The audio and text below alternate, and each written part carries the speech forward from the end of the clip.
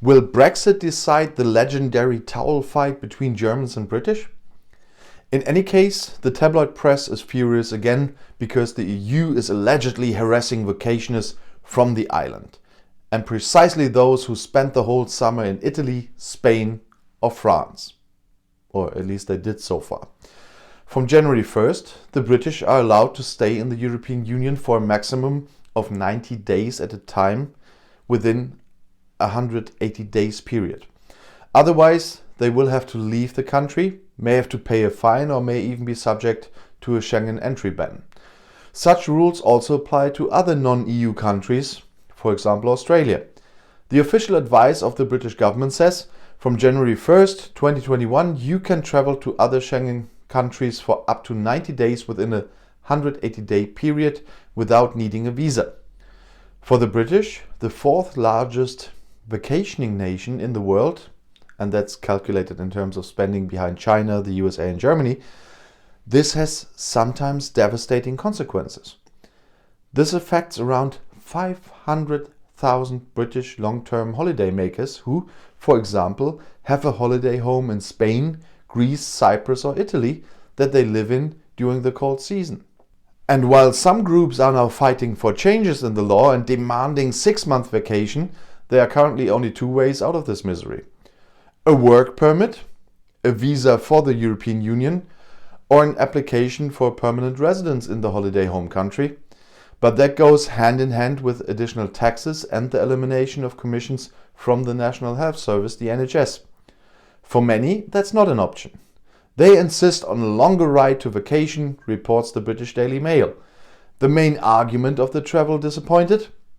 Europeans who travel to Great Britain can stay in the country for up to 6 months, and without a visa, even after January 1st. In addition, many insist on the decades of freedom to travel, which they saw as a given and which will now disappear due to Brexit. Others even speak of possible isolation in Great Britain, the large amount of money that they leave in the EU and less time with their families abroad.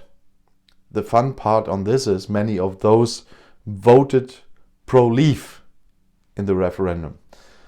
But many commentators under the article in the Daily Mail, I don't leave that out because a German newspaper commented on that one again, because it is interesting to see that, that's why it was reported in Germany as well, cannot take these arguments seriously.